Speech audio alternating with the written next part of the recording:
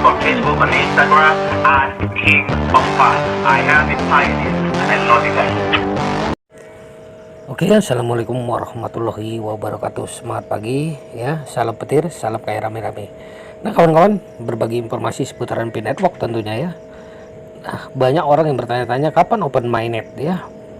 Nah kawan-kawan, memangnya kapan open mainnet itu terjadi? Nah kawan-kawan, sekarang sebenarnya sudah open mainnet ya, dengan sudah terjadinya transaksi ya, peer to peer.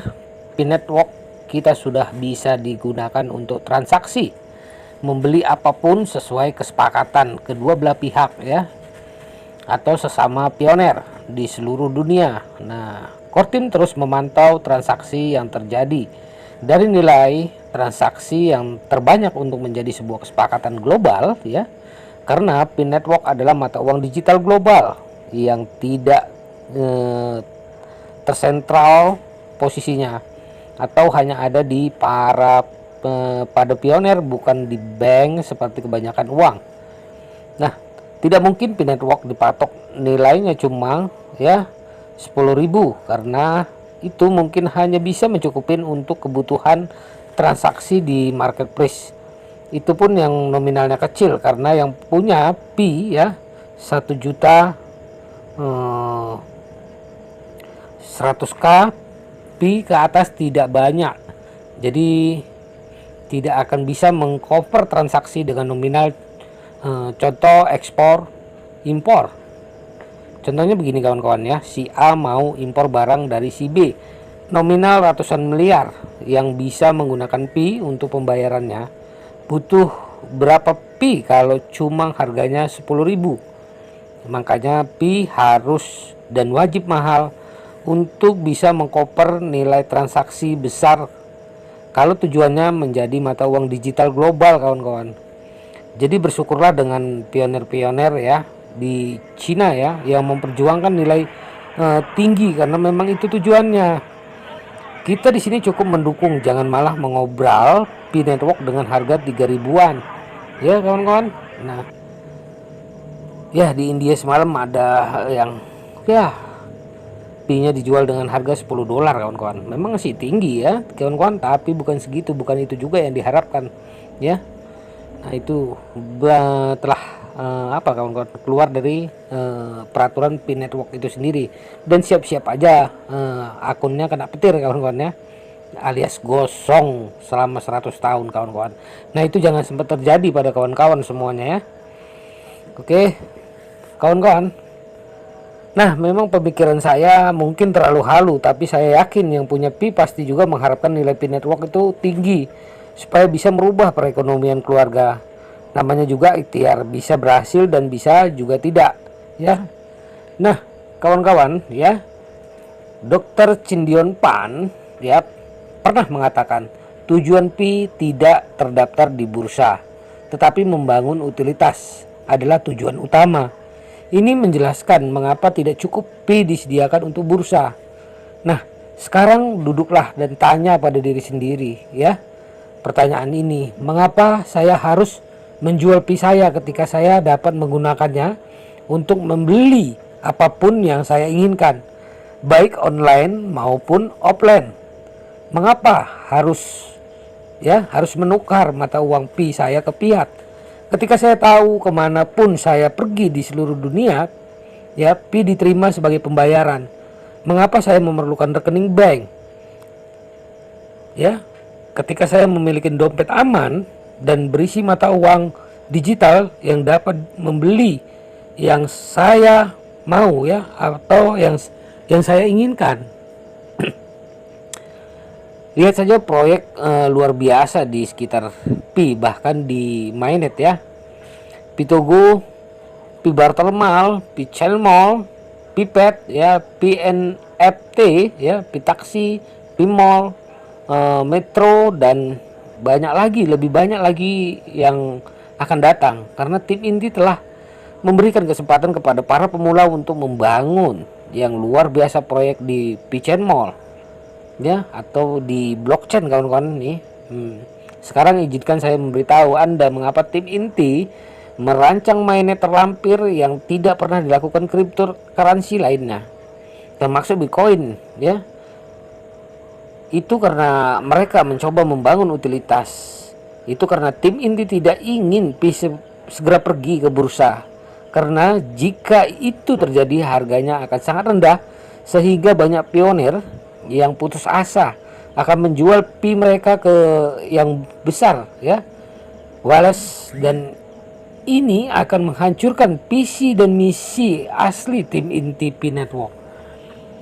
Inilah sebabnya mengapa tim inti hanya menentang, ya, hanya menentang Anda menukar Pi Anda dengan uang fiat atau cryptocurrency lainnya. Tim inti tahu bahwa, ya, Anda sangat ingin menjual Pi Anda dengan sangat murah. Itulah sebabnya mereka memperkenalkan sistem penguncian, karena ini akan memberi cukup waktu untuk membangun lebih banyak utilitas. Nah, inilah logika dibalik global konsensus Palu. Ketika ada lebih banyak utilitas Pi pada harga ini, saya tidak tertarik untuk menjual Pi saya demi uang, karena saya mampu membeli apapun yang saya inginkan tanpa menghabiskan semua saldo Pi saya.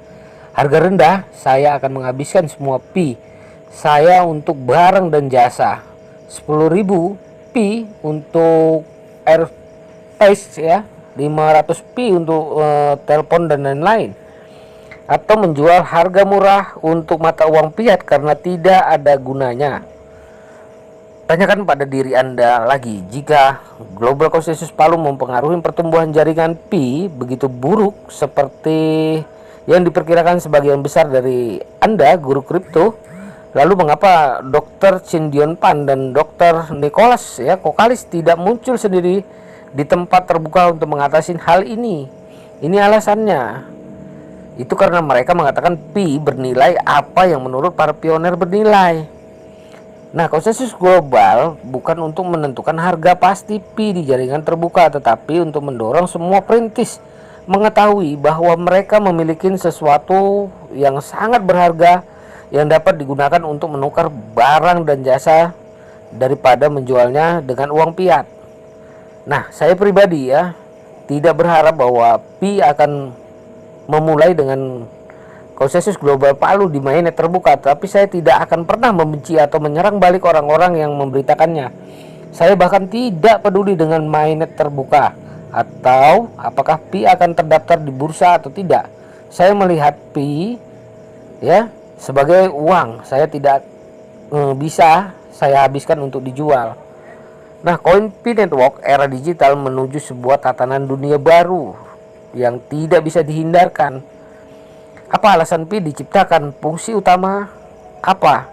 Masih banyak yang beranggapan Pi adalah komoditi atau digital asset seperti Bitcoin, Ethereum, Doge, dan lain-lain. Dan akhirnya mempelajari Pi dengan ilmu kripto klasik seperti harus masuk ke CMC lah, harus CEO, nah, dan bla bla bla. Akhirnya ibarat kata mencari ikan nila di tengah laut.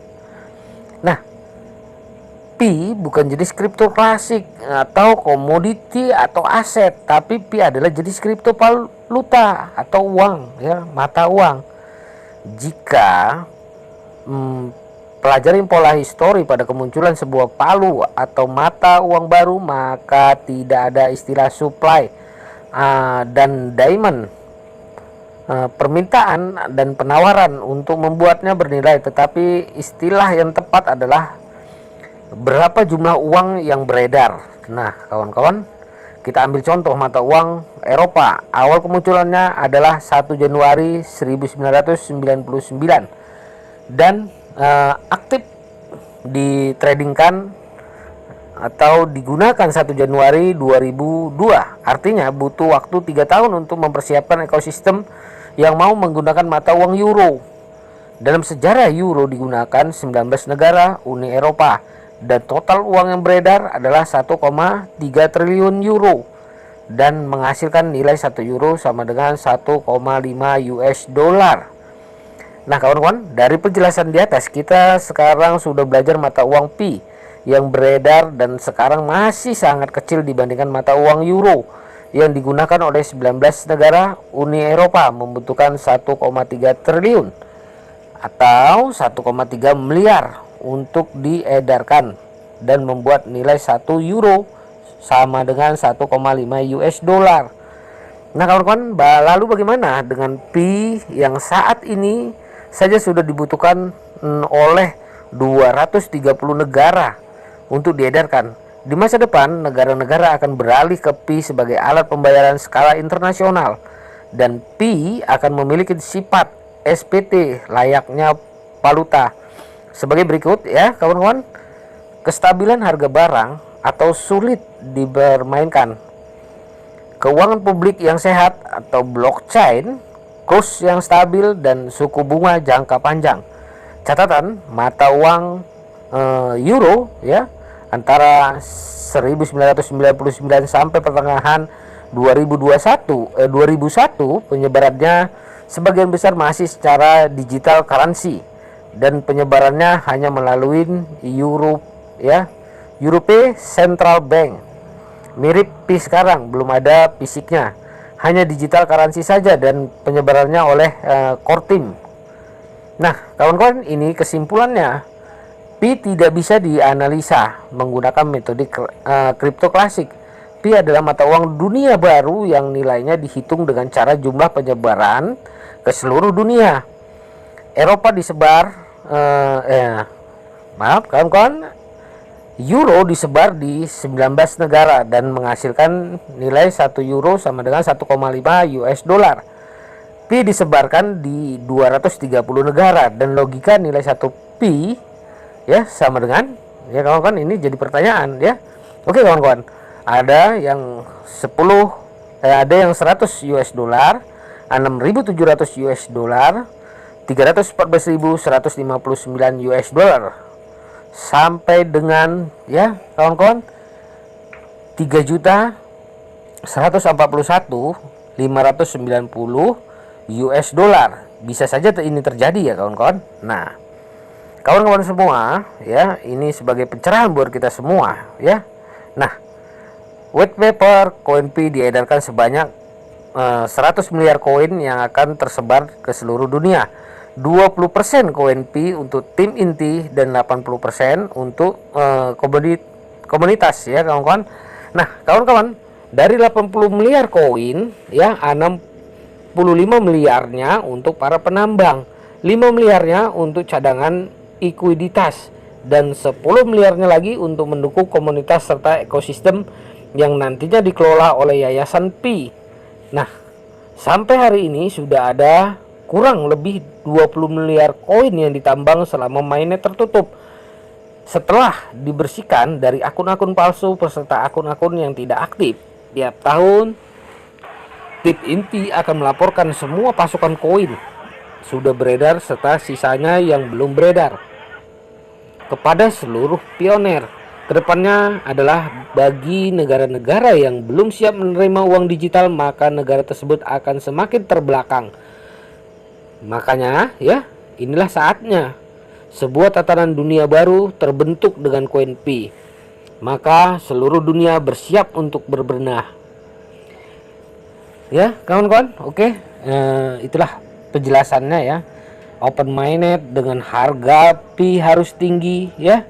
Nah buat kawan-kawan semua, inilah pencerahan buat kita semua kawan-kawan yang bertanya-tanya kapan open mainnet, terus harus masuk ke bursa. Nah ada beberapa rekan-rekan pioner yang masih salah tafsir kawan-kawan ya, dengan menganggap pi network itu adalah cryptocurrency jadul kawan-kawan ya. Nah ini adalah web 3 dan tujuannya adalah uang digital kawan-kawan yang digunakan di seluruh dunia. Inilah tujuannya.